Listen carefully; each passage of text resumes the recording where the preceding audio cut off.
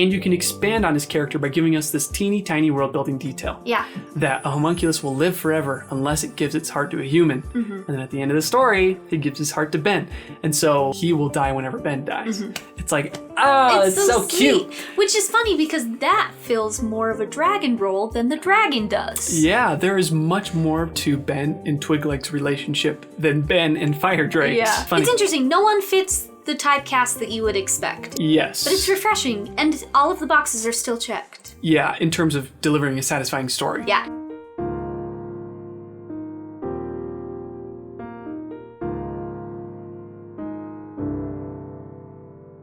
Hello, and welcome to the Your Favorite Book podcast. I am Tanner. I'm Mallory. We're siblings. And we like books. And on today's episode, we read Dragon Rider by Cornelia Funke.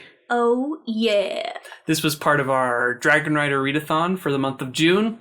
This is the fourth book that we've read. Mm-hmm. I had never heard of Cornelia Funke before, Yeah. or Funke. Uh-huh. Maybe she's related to the Funkes from Arrested Development. Maybe. And has anyone made that joke before? I don't think so. Yeah, it's very original. Yeah. I read Inkheart when I was in middle school and high school, I think.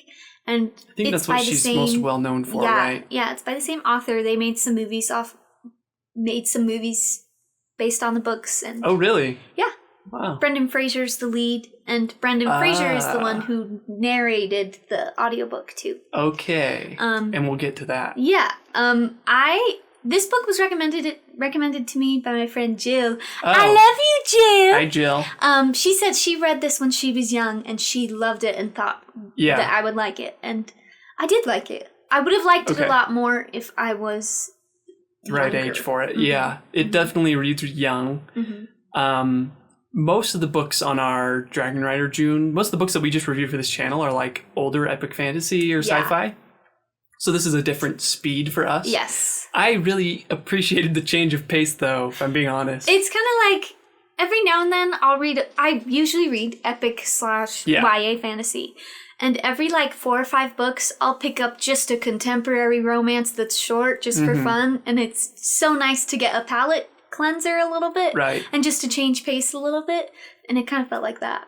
Yeah. This book, to me, I would have enjoyed it as a kid. I might have even loved it. Yeah.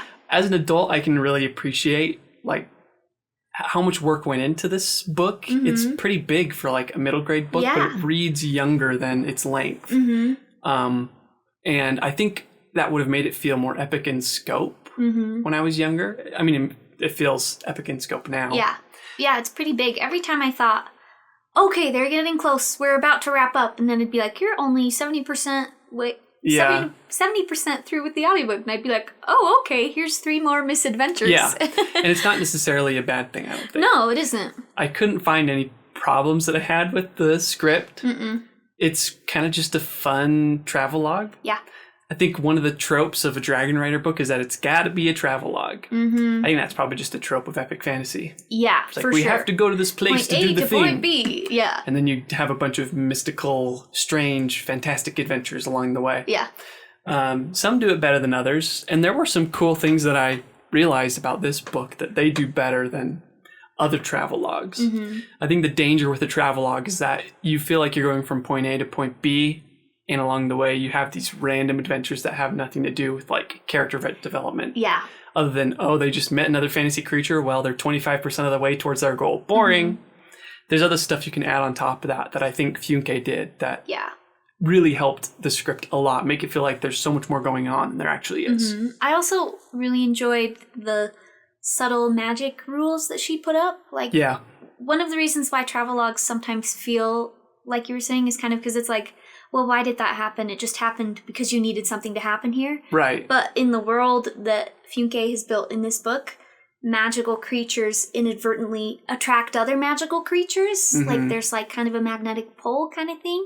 So that and the helped. more powerful you are, the more magnetic your I guess, the more gravity you have. Yeah. I really enjoyed that because it helped explain why they ran into this great giant basilisk instead of just being they can't catch a break. Well, they can't catch a break for this world plot reason, which I enjoyed. Me too. It's something small, but Yeah, those small world building explanations are really underrated. They're super simple to put in. Like, it's one line of dialogue, basically, where it's like, why did we run into this horrible basilisk?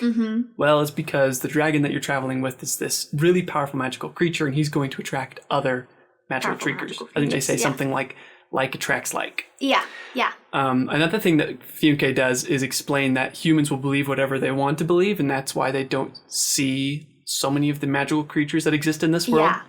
Another super simple, again, line that you can just put in there to help explain why these creatures exist in a contemporary fantasy setting. Yeah, it's just nice. Like, even just putting that teeny little bit of effort goes so long. Yeah, we mentioned that in our Eragon review. That was one thing that we felt like was neglected, is Saphira, Eragon's dragon, didn't feel as young as she actually was. Yeah. And it was just kind of convenient for the plot for her to say, or the world building, to give an explanation when it didn't feel like she should be that wise. Yeah. Which is something that Ascendant does, which is the first book that we reviewed for Dragon Rider June. He did that really well, just by saying, like, dragons have an inherent connection to their past. Shared history. And their ancestry. Yeah. And so that's why occasionally Ash would be like, I don't know the dragon in that book. I don't know why, but I feel like I know this thing. Yeah.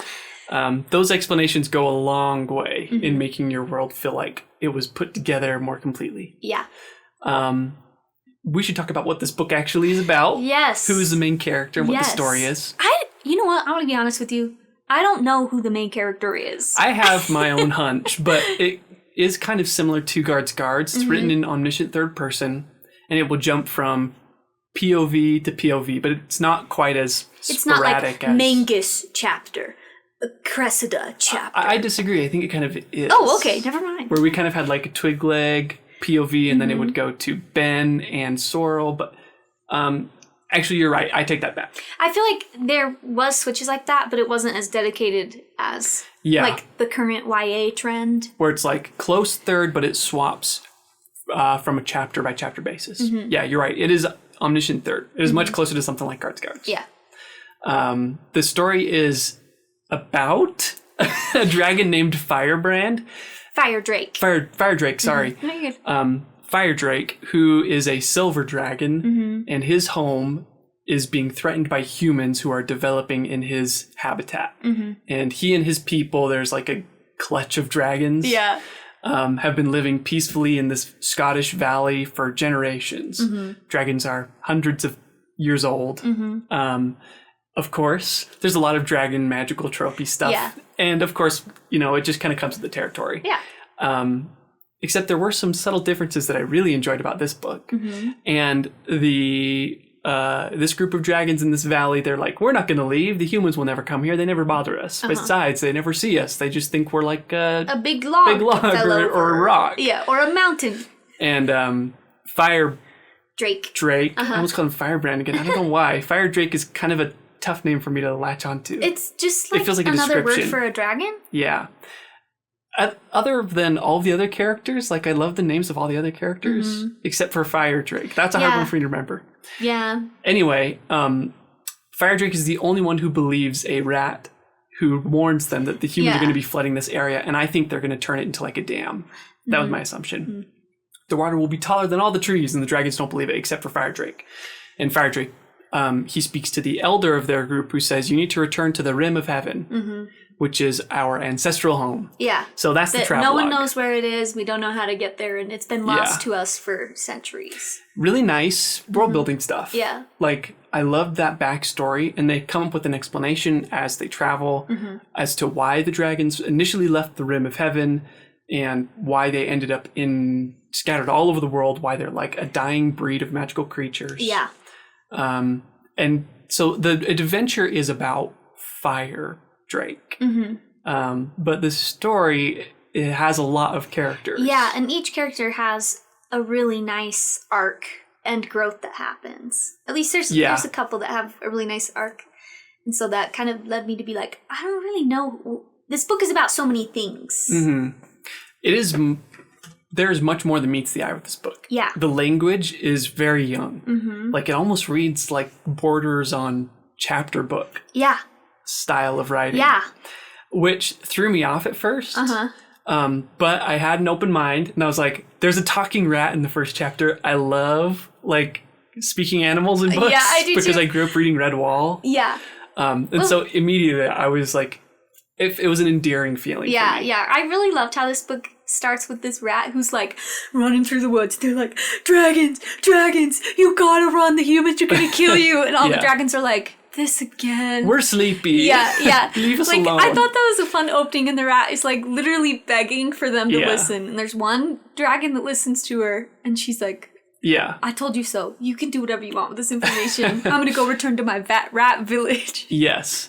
I liked it. So did I. Speaking of that rat, I thought the rat would go with them on their adventure. I thought so too. And I was kind of sad that when they weren't. Yeah. Because I liked the dynamic between the rat and another very important character in the book, Sorrel, who is a brownie, which is a folklore creature that I remember reading about when I was a kid in this book series called the Spiderwick Chronicles. And brownies freaked me out. Really? I was so young. Yeah, they're like evil fairies, if I remember them correctly. Okay. At least the way that they're presented in the Spiderwick Chronicles. I'm not sure like what the actual folklore is, but a lot of the fantasy creatures in this book feel like they come from folklore specific to the regions that they travel in. Yeah. So they start in Scotland, they meet a brownie, and I think they say she's like a spotted Scottish brownie or something. Like she has she's a particular breed or whatever. And later on they travel to Egypt and they meet a basilisk, and it's fun. Like there's a ton of magical creatures in this book. Yeah, I really loved the wide palette of magical creatures. Yeah. Sometimes when you read fantasies like this, you get human, dragon, elf, troll, if you're lucky, a dwarf if you're lucky. And it's like kind of sticks to those classic, well-known ones. And I really loved how broad of a range this one had. Yeah, because you don't really read about basilisks very often, or stone drakes. Yeah. Or, I don't remember what that creature was exactly, but... And they did have dwarves, and they did have elves, but it was such a different twist than what we're used to that I was like, oh, this is so interesting. Yeah. The main group of characters are all very distinct. Like in Lord of the Rings, you have halflings, dwarfs, and elves, and we'll give J.R. Tolkien a pass, right? Is that his name, J.R. Tolkien? I think so. We have the book doesn't matter, here. but I'm going to be so embarrassed if I get that wrong, and we have a fantasy book podcast. J.R.R. Tolkien. Ooh, I almost made a serious blunder. Yeah, we would have had to start the whole episode over. Yes, but he invented like an entire new subgenre. Yes. And I don't have a problem with other books where it's like, I'm not going to expand on these fantasy races. I'm just going to rely on like the world building that's already been established from European fantasy books. I still enjoy those. Yes, but the creatures from this main cast of characters are a dragon, a brownie, a homunculus, and a human. And that was so cool to me. Yeah. Like, I loved how different that felt. Yeah. It was also very different, like, tone. It's very comedic. And I feel like the characters are all very, very distinct, and but there's a couple of them that butt heads quite a bit, and it's fun to see the character dynamic, and it's not always just on the road again. And everybody's happy, You're like... They do that really well. The cast of characters, their character dynamics feel great and fresh. Yeah. Like Sorrel is stubborn, suspicious, competent, and... Loves mushrooms, but she's also kind of a bully. Yeah. And I liked her dynamic with Rat at the very beginning because the Rat was like telling the truth. Hey, humans are coming, and Sorrel's like, we don't believe you. Yeah. Which is interesting because it kind of gets twisted around later on when she is less trusting of a certain character. Or maybe that is consistent with the character. I don't know. Yeah, I liked it. I think that's a good comparison for when they're all reading the map and the human boy is reading the map correctly and Sorrel is reading the map wrong, and then the boy Sorrel is so certain that she's right. Yeah, Ben is like, we can't land here. This is the danger zone that he highlighted as a danger zone. And Sorrel's like, nope, we're taking the map right here. Yeah. I'm correct. And then they are in danger. Yeah, I loved that. And Sorrel also, she wasn't willing to admit her mistake either. No. She's like, the map sucks. Yes. Tell the map they're wrong. Yeah, it's so good. The secondary characters that they meet along their journey were so endearing. Yes. As well. And they all affect the story, too. Yeah, they do. Like, it's not just like a... Yeah, they all have a role to play and they all affect the story. Without them, the story would have been different. Yes. And it makes that world feel more alive to me. Like the first person they meet when they begin their travel, I guess technically is Ben. Fire Drake saves Ben from some humans that are trying to catch him for trespassing. Yeah. Nice little character moments, by the way. And they need to get a map to find out, like, well, where do we begin? Yeah. How do we find the Rim of Heaven? Nobody even knows where it is. And so they meet this great old rat. Yeah. This cartographer. Who's the cousin of the rat in the first one. Yes. There's a whole huge rat social system, but which that's I the love. thing. We meet like 3 rat characters, and they're all connected and related to each other. Yes, even though it's like across the whole world. Yeah. It's so fun. And I loved that. And it made me want to read a story about like, oh, she should write like a story just about the rats and their community. Like it'll be Rats of Nim. Rats of Nim, yeah. Yeah. Or not Ratatouille. What's that other famous book of the little mouse with the sword? I love that book. Despero, Tale of Despero. Thank you. Yes, That's a good or like one too. I want a Tale of Despero story from. Yeah, or like the Mouse Guard comics. Yeah, I always just love talking rats. I love books maybe like that's that. the next series. Let's do the Red Ball rodents next. Yeah, let's do a vermin series. Anyway, having those teeny tiny details of like the secondary characters are connecting them all together, making them feel bigger than they actually are, goes so far in making the world feel more realistic. And like there's still some of it that is rooted in the world that we know here. Rats are everywhere. Yeah. You could totally see in a fantasy world how rats could have this whole underground system where they're all related and all connected and all share knowledge. I think that's fun. Yeah, it makes sense. It was really just such a cute story.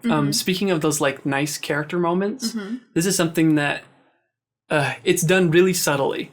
It's not very strong in terms of like character building or character arcs in this book, I think. It's more like let's get a fun cast of characters together and they go on a really silly adventure. Yeah. And it is heartfelt. I think there is a really strong character component with one of the characters. They do have a character arc. But in general, it's more like Fire Drake is about finding his family. Yeah. A new home. Yeah. And reconnecting with his past, I guess.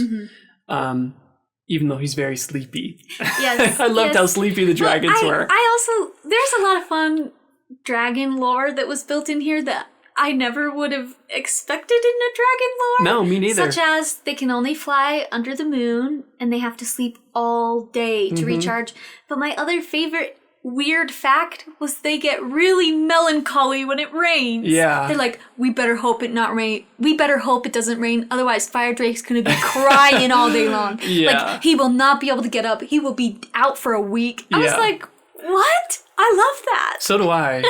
I loved, they had really great magical rules. Yeah. But before we get sidetracked by that, Ben, his story is about found family as well. He's an orphan. He gets adopted by the end. It's a nice little character arc. It's not like super powerful or emotional. Like he's got this deep emotional trauma that he has to solve. That's why it feels pretty young. Yeah. But there are so many characters that it really doesn't matter. Yeah. It kind of fills in those cracks of like, I want a character to connect with on an emotional level. It's like, you kind of just like Ben. Yeah. You kind of just like Fire Drake. I liked Fire Drake because I thought it was funny by like how chill he was. Yeah. It kind of matched like that stereotype of a dragon sleeping on its mound of gold.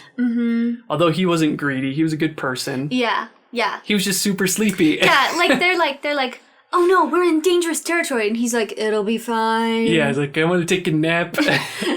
I felt like maybe you could even push that farther. Yeah, where he's like so unaware of danger that it's like almost as soon as the sunrise, he's like, yeah. But no, he was a brave dragon. Yeah, I felt like. Yeah. But they had really subtle character moments to show you like who these people are, to make you like them. Like at the very beginning, Fire Drake, he listens to Rat. He's the only one who wants to find a new home for his people. It's great. Yeah. Super simple. You'd hardly even notice that it's happening, but it shows you how heroic he is. Yeah. And how much he cares. Yeah. Like we talked about that in our Eragon series where we wanted something more from Eragon instead of like, I'm going to sell this egg. He can't sell it, so he keeps it, and the dragon hatches for him. Yeah, kind of like literally fell into his lap. Yeah. I want to see him saving Saphira as a baby dragon. Yeah. Right? This book is a great example of how you don't have to overthink that moment. Mm-hmm. Fire Drake also stands up for Ben when he first meets him. Mm-hmm. When he's about to be arrested for trespassing. Even that is super small. It almost feels like, well, naturally that's what would happen in a story, but it works, right? Yeah, and it's cute and it's sweet and it helps you be like, here's the backwards chosen one moment almost, because it's the dragon who's picking the orphaned boy instead of that's a good point. The boy picking the dragon. Yeah, I really like that. Actually, I haven't thought about that before. It kind of Fire Drake fills more of the hero than the dragon role in this book. I mean, of course, he's literally a dragon. Saying. Yeah. But like Eragon is the chosen one. The emotional impact comes more from Fire Drake. Yeah, I think so too. I don't know. If we're going by tropes and stuff. Even though he does feel very passive in this book. Yeah. And I'm okay with that. Because it really is not such a very strong character-driven narrative. It is more of like an adventure story. Yeah.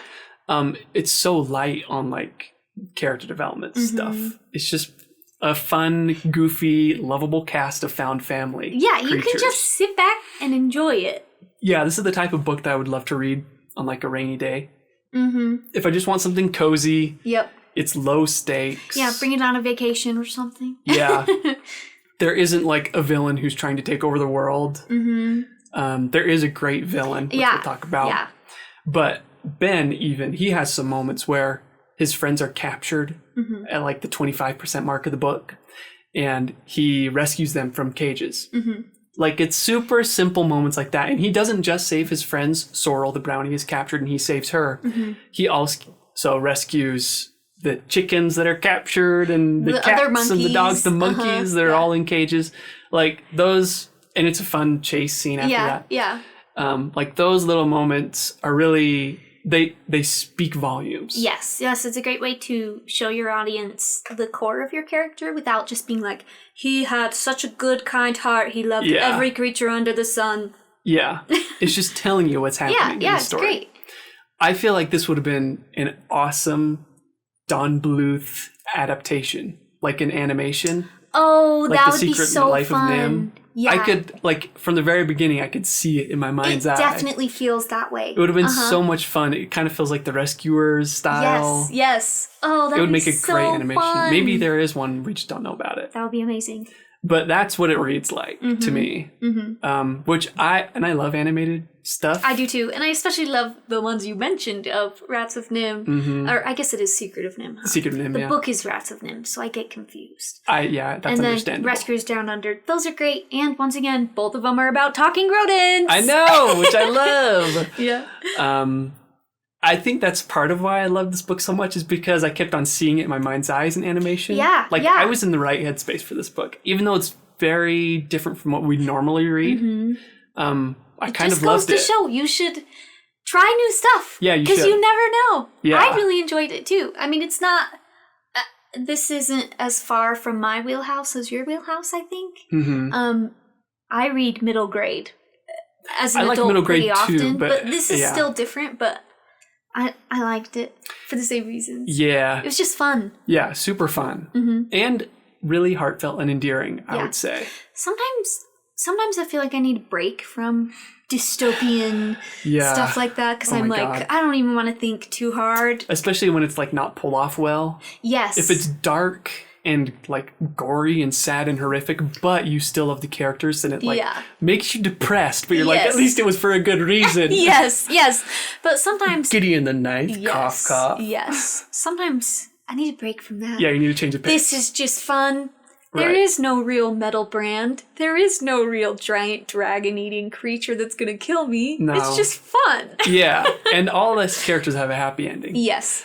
Let's talk briefly about the differences between dragons in this book and dragons in other books. Yes. So we mentioned this earlier, but they can only fly when the moon is out.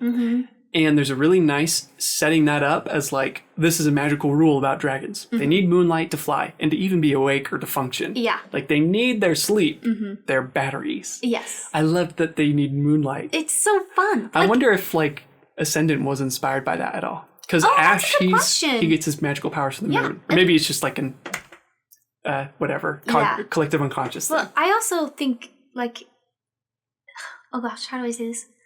Sometimes you read books about dragons and it's like red fire dragon, green plant dragon. And at first I thought, since the main dragon is a silver dragon, I thought he specifically was powered by moonlight. But no, it's all of them. Yes. And there's not as much of a red fire dragon or stuff like that. Yeah. I also liked, in the book, we meet the elder dragon in the beginning. And often in dragon types of books, it's like the older the dragon, the more powerful and big they are. And in this, it's kind of like he's like a retired old man who... He's about to die. He's like... He's been awake for 10 minutes and he's like, I gotta go back to bed. Yeah. I can only answer one more question about the Rim of Heaven. Yeah. Like, it was just so They're like, fun. we have questions about where the Rim of Heaven is. Should we ask him? Nah, we can't wake him up. He's too sleepy.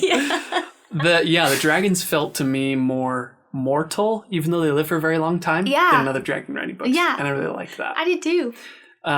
So the plot stuff is all set up and paid off really well.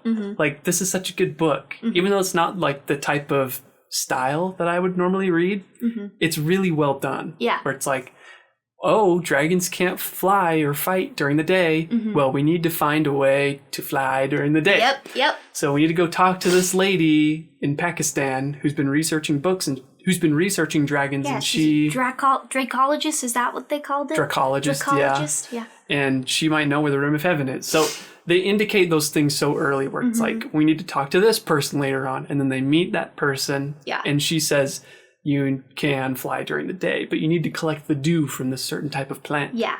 Like, all of that plot stuff was done so well. Yeah, Funke does a great job with cause and effect and heaps and triggers. Yeah. Everything that she mentions has a resolution at the end, by the end. Yeah. Even introducing seemingly small and insignificant moments, like brownie magic, which is a weird phrase that I never thought I would say. Yes. There's a scene when Sorrel, they're being spied upon by these ravens, and ravens in this world are like spies for the main villain. Yeah, they're like henchmen. Yeah. And Sorrel grabs a rock, puts her spit on it, and then throws it at the crow, and sticks in the crow's fur, and it falls down. And so you get these little moments where you think it is insignificant, but later on, her brownie magic, which I assume the spit is makes it a tracking target. I don't know. Or it sticks to it. I thought it was They didn't explain sticky. It. But whatever the reason, at least that scene happens before the final conflict with the monster. And it makes it so much more satisfying when it's it doesn't come out of nowhere. Yes. Right? They're like, remember this thing that happened earlier on in our adventure? Let's do that type of thing again to finish. And even just introducing the whole rat network at the beginning, I thought, okay, that's just fun at the beginning. But they need it to solve the problem at the end too, and we get another rat character at the end who's like, oh yeah, that was my uncle too. They find this character who's basically a rat version of Amelia Earhart. Yes. She's flying around in a toy plane, and she's mapping out all these places for her uncle who gave them the original map. Yeah. And she's so mad at him for sending me to these distant, dangerous places. But I'm such a bold adventurer. I'll go there anyway. She was so adorable. I loved her character. Yeah, and so did I. There's a fun moment when the main group finds out that the villain is close to them and has been tracking them. And they're like, what do we do? What do we do? And the Amelia Earhart character's like, I'm on it, boss. This little rat goes and tries to find him. It's so cute. I love that archetype of a little person like that who believes they're so much bigger than they actually are. Yeah. Especially when it's a mouse character. Yes. And it's I can do great things. I'm going to go distract this dragon for you. Don't worry about me. Yep. I don't know if they have so much confidence in themselves. Yep. Oh, it's so good. Yeah. That. They have such great character archetypes. I don't want to keep on berating Eragon. But we're just comparing it because it's the most recent one we did. It's our whole Dragon Rider Readathon. We can't not compare them all. But it's such an underappreciated component of, actually, I think most epic fantasy and science fiction in general, where it's like, you can have such fun character dynamics like this, where, you have the mouse, Amelia Earhart type, who's way more confident in themselves than what they're actually capable of. Yep. You have Fire Drake, the dragon, who's so sleepy and that he's like hardly even aware of the dangers that are around him. Yes. Then you have Sorrel, who's stubborn and suspicious and headstrong, but also caring. Like, you can imagine how these characters will interact with each other in there's like a script writing technique where it's like, can you put these characters in an elevator and they'll have an interesting conversation because they each talk about, and the elevator breaks down and they have different ways to solve that problem. Yeah. That is so evident in this book, right? Like, how Sorrel would interact in that situation versus Ben versus the homunculus, right? That's such an underappreciated aspect of storytelling. Yeah. Where it's like, just the fact that having interesting character dynamics can take your story so far. So much further, yeah. Sitcoms do a great job of that, right? Yeah. In The Office, right? In an elevator situation, Jim is going to interact differently with the situation than Dwight and Michael, right? Yeah. They're so distinct. Yeah. Maybe it's the comedy aspect really helps pushing those. Yeah, that's a good point, because it's a lot easier to facilitate that kind of interaction in a more lighthearted tone versus because you can exaggerate something them. darker. But I personally prefer exaggerating those characters. Yeah. It's so much more fun. I mean, characters are always my favorite part of a book. Yeah, mine too.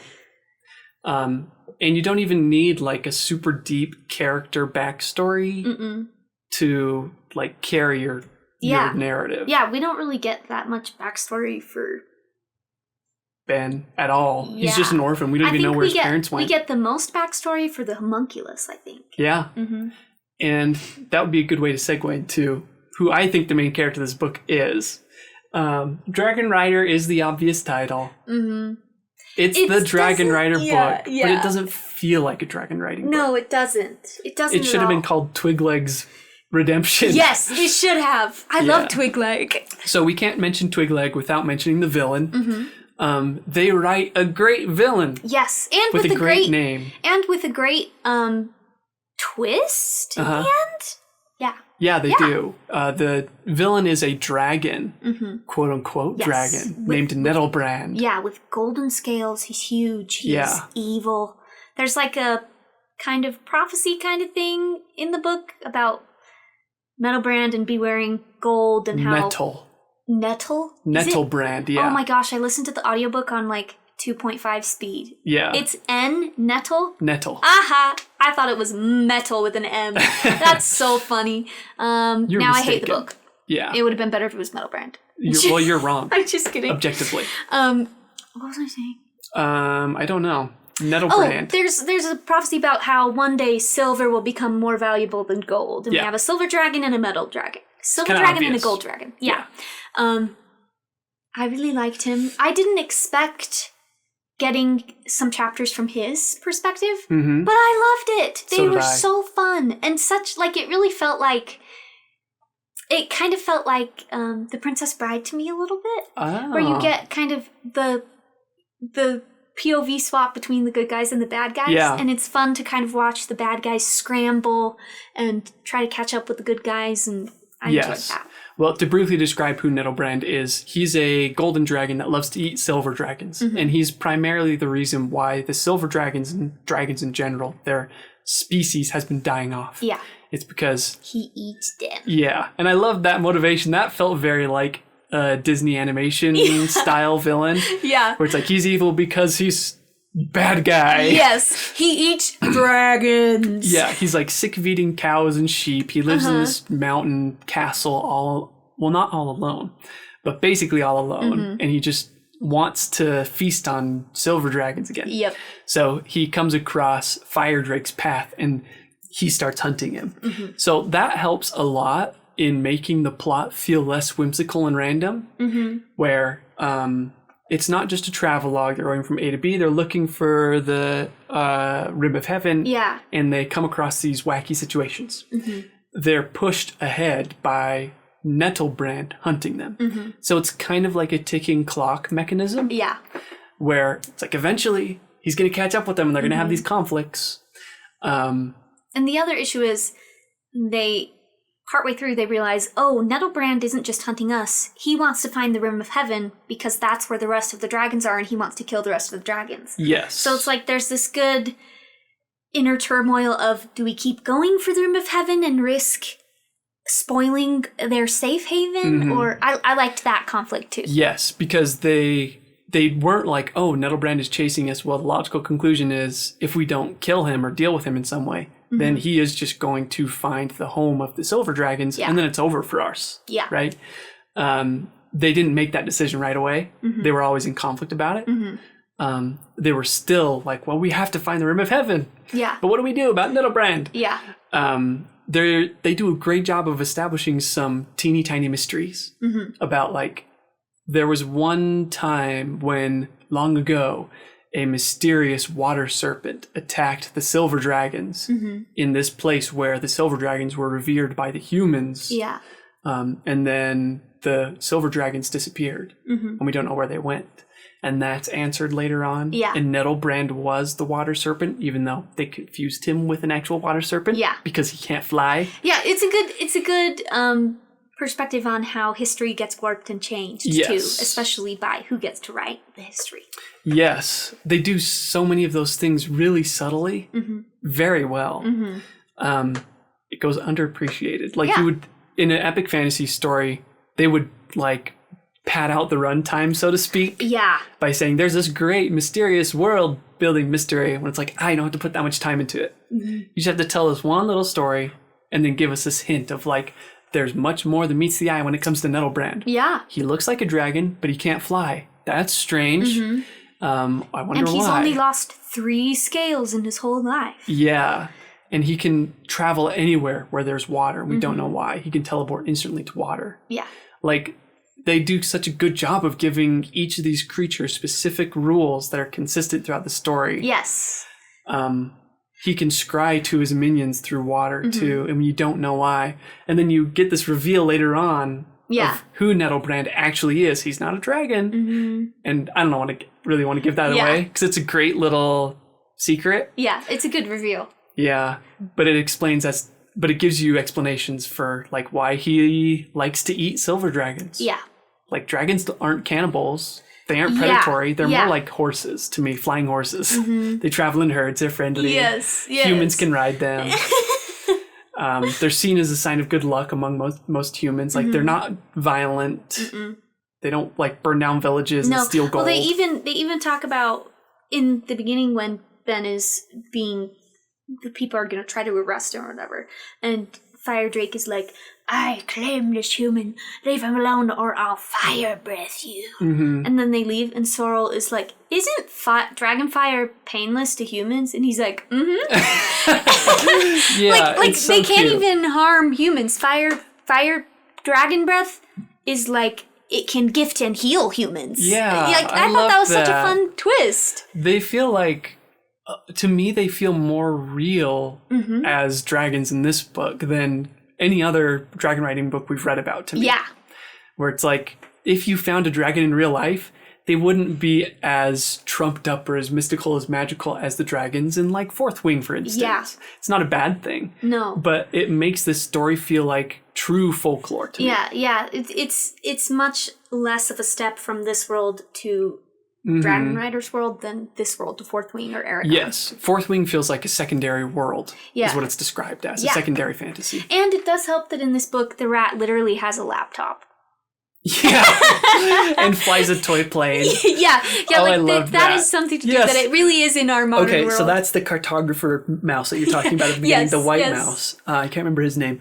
But like he pulls out a laptop. He's like a travel agent. He's like, okay, your destination is the Himalayas. You have 3 people traveling in this party.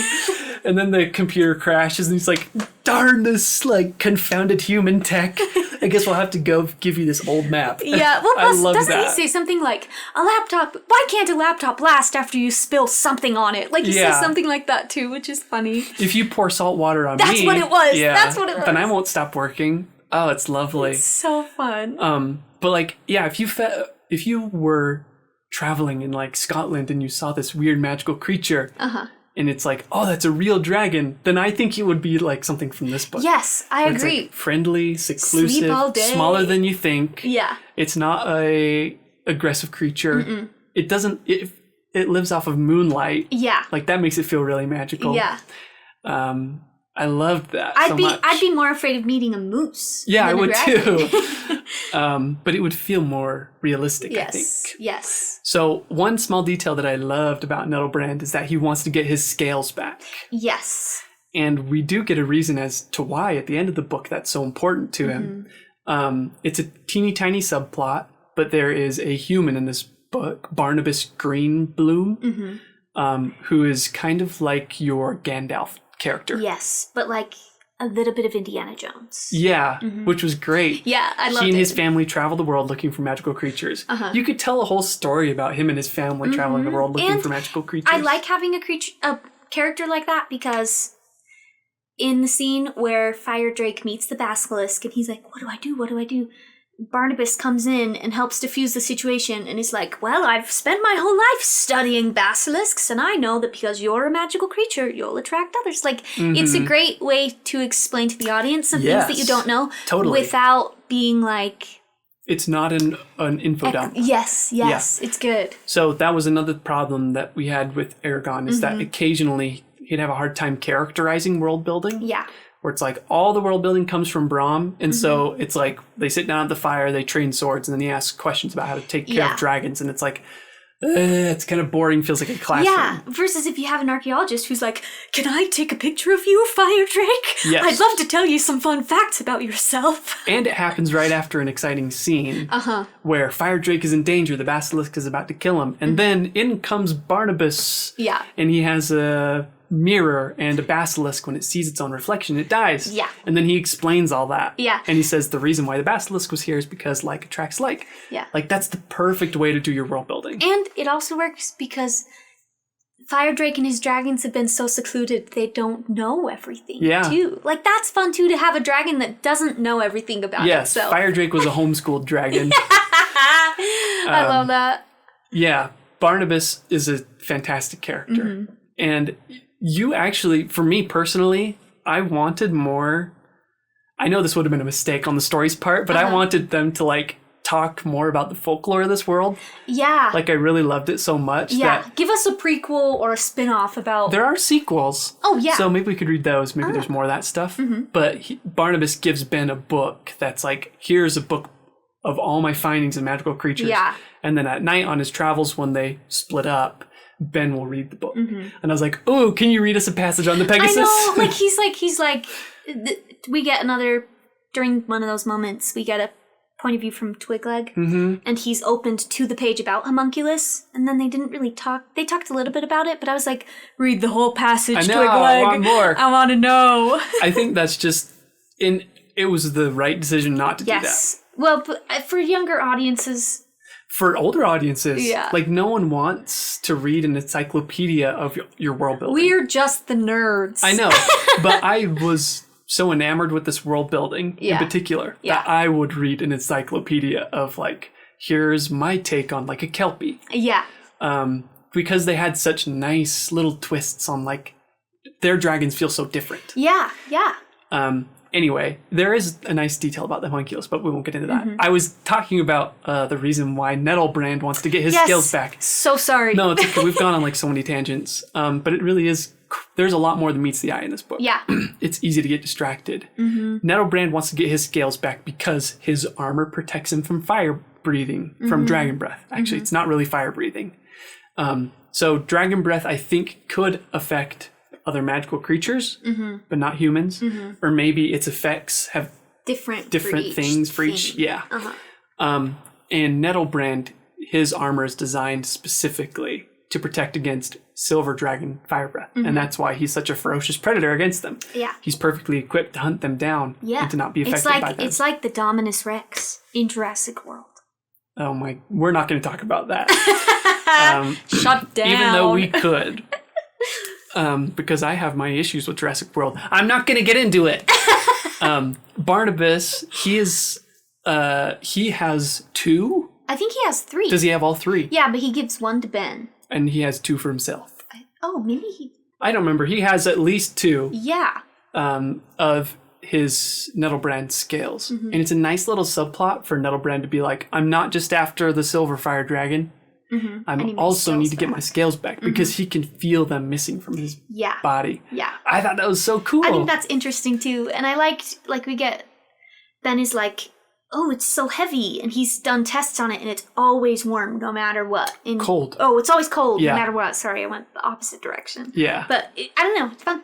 Yeah, it makes the characters feel more than one-dimensional. Yeah. Like, Nettlebrand feels like a real character. Even though his motivation is, I'm really hungry. Yes. It works for a story like this. Yeah. It would work for an epic fantasy story. You don't need to, like, give your antagonist as much deep backstory as your protagonist. Yes. It depends, right, for each story. Yeah. But there's so much here for Nettlebrand. Like, I would say maybe 20% of the story are chapters from his perspective. Yeah. Maybe more. Yeah. And they're great. They're so fun. And it's fun to watch him interact with his servants and his henchmen, too. And to be like, it kind of felt like Cyber Chase a little bit. I know that's a weird reference. I know what Cyber Chase is. But like... that PBS cartoon. Yes. It's fun to watch the bad guys, or like Doofenshmirtz, be like, we almost got him! And it just fails miserably, because there's so many idiots on their team, you know? It's fun! Yeah, it's super fun. So one of his first idiot, I guess, although I feel bad calling him an idiot, because he's so adorable, is Twigleg, who's a homunculus. And a homunculus in this world is an alchemist's creation. They are made of inorganic material. Yeah. And then they're transformed into a living thing. Yeah. And I imagine he's like this tall, like a little stick figure mannequin thing.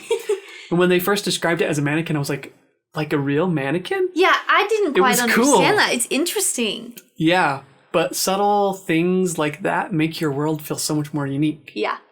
And this mannequin spends his entire life cleaning Nettlebrand and listening to his stories. His armor, telling him how great he is. Sharpening his claws. Ooh, Nettlebrand, what sharp teeth you have. Yeah. Little Red Riding Hood. Yes. So Nettlebrand sends Twigleg to spy on the fire drake while he follows him on his adventure. Because Nettlebrand, he's pretty obvious. Yeah. And he doesn't want to eat him right away. Yeah. He wants him to lead him to the rim of heaven. Yeah. So Twigleg will follow...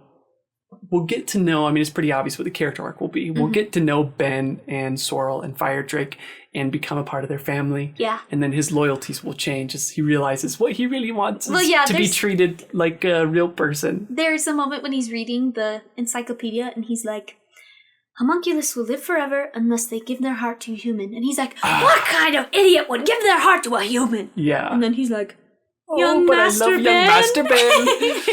That's also another really good example of characterizing your world building. Yeah. Right? Like there's that encyclopedia entry style of exposition where it's like homunculus gives his heart to a human. Like, but if there isn't a homunculus character and if they play no role in the narrative, then what's the point of saying that? Yeah. Instead, you have Twigleg first and you have an idea for his character arc. And you can expand on his character by giving us this teeny tiny world building detail. Yeah. That a homunculus will live forever unless it gives its heart to a human. And then at the end of the story, it gives his heart to Ben. And so he will die whenever Ben dies.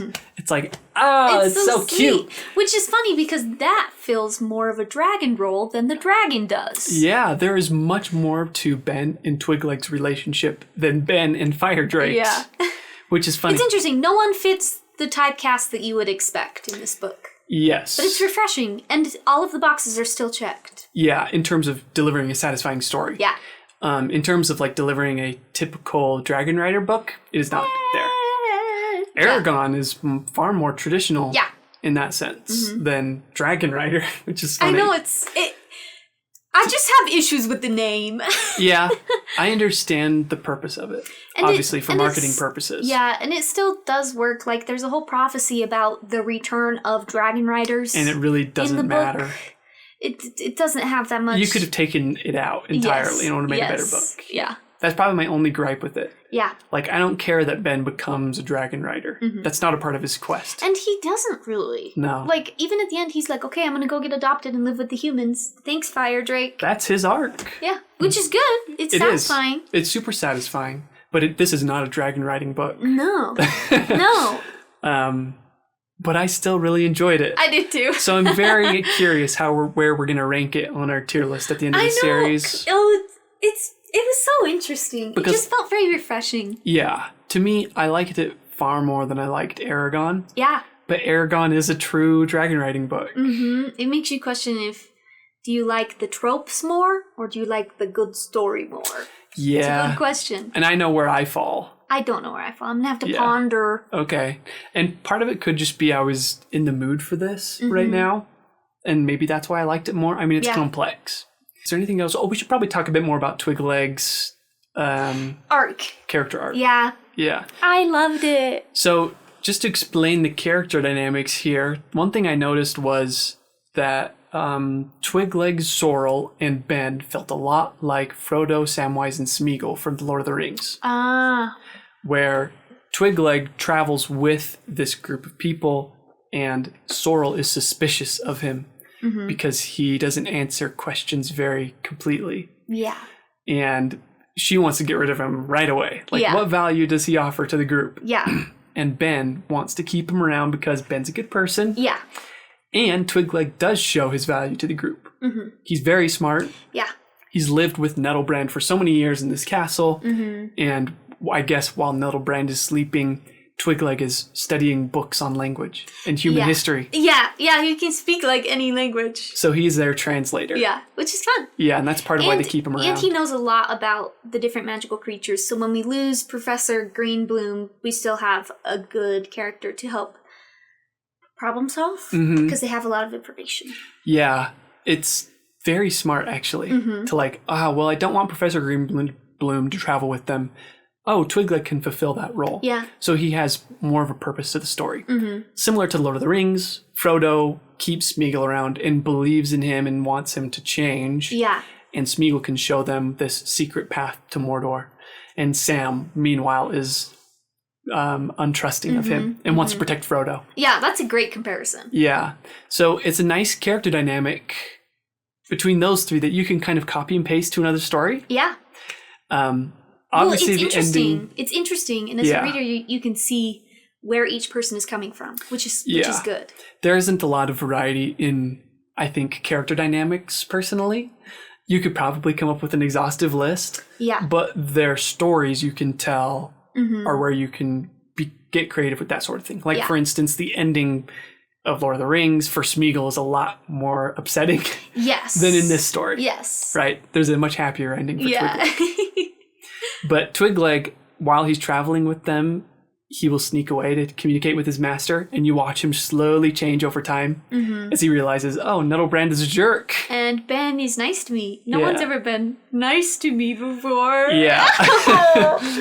It was really heartwarming for me. It was, and it's fun to watch someone who's been abused be able to be like, I'm better than this. I deserve someone who loves me. And so he chooses. He stands up for himself and he's like, I'm worth it. Yeah. Nettlebrand, what is up with you, you weirdo? Stop trying to eat everybody. Yeah. It's fun. It's heartwarming. Yeah. So there is a moment halfway through the story when Twigleg's loyalties shift and he sends Nettlebrand into the middle of the desert where there's no water. Nettlebrand needs water to travel, to teleport from one place to another. Yeah. So even that little moment is such a great way to show you how Twigleg has changed and who he is as a character. It's brilliant. Yeah. It's so good. Yeah. And it's tied up so nice. Yeah. It's such an interesting book that I don't know how popular it is. Yeah. It's probably fairly popular, but I didn't read it and I would have loved it as a kid. Yeah, I would have too. I never heard of it. Yeah. As me. Just as you. Yeah. Yeah, me neither. And as an adult, I never would have read this book. Yeah. Well, I say that because I would go to the library and look in the thing, Dragon. Yeah, so... That's what I'm saying. When you were a kid, I'm surprised you didn't pick this one up. Well, plus because I read Inkheart, too. Yeah. So I don't know how I missed that. Who knows? Man, You're just my life dumb. has changed. Yeah. Everything's different now. I think that's basically it. I think so, too. I guess one other small detail that I liked. Go for it. Is that some societies, some human societies, revered and worship dragons. Yes, we get kind of a dragon monk religion a little bit. Yeah, which was so cool. Yeah. I don't know if any of this was culturally insensitive. It didn't feel to me. Yeah. But I did really enjoy them going to like Egypt and they're meeting some of the archaeologists. Yeah. And then they go to Pakistan and they meet the people there. Mm-hmm. And they go to the Himalayas and they meet the monks there and the people there. Yeah, I liked it. And each of them react differently to magical creatures. Yeah. It's interesting. It's so well done. It's thorough. It's everything well thought is tied together nicely too. There didn't feel like there was a lot of missing things at the end. No. Or like unanswered questions. There weren't any for me. Mm-hmm. And all the things that were set up earlier in the book, like Nettlebrand missing his scales, were paid off in a satisfying way. Yeah. Even the brownie magic, the fire drake magic, his fire breath, how that works. Mm-hmm. The world building mysteries were interesting enough. Mm-hmm. The reason why Nettlebrand exists and what happened to the silver dragons. Yeah. That stuff pulls you to keep on reading. Yeah. The plot itself is simple but enjoyable. Mm-hmm. Like the travel log, they go to different adventures along the way. Yeah. And it's all has a good reason. Yeah, it does. Nothing just happens because it needed to happen from an author's perspective. Yes, exactly. It did follow a formula, but it didn't feel formulaic. Yes. Because there was a purpose for each of those things happening. Mm-hmm. It's all contextualized. Yeah. Well, this is your favorite book. Ooh, I think I have to say yes. Yeah? Yeah. Good. Would you really recommend it? Absolutely. Good. What about you? Is this one of your favorite books? No. That's fair. But I would definitely recommend it. Yeah. Especially if someone said, my daughter just started reading and I don't know what she should read. You should read Dragon Rider by Cornelia Funke. Yeah. It's great. It's really good. Yeah. Well, thank you all for listening. If you enjoyed, please subscribe, leave a like. If you read this book, leave a comment. Let us know what you thought. Join us next week for... I don't know. Dragonflight by Anne McCaffrey. Sure. It's one of the last books of Dragon Rider June. Yep. We are going to be doing a Grandmaster tier list by the end of this month, discussing which ones of these books are our favorite. So stay tuned for that. Thank you so much for listening. Goodbye. Bye.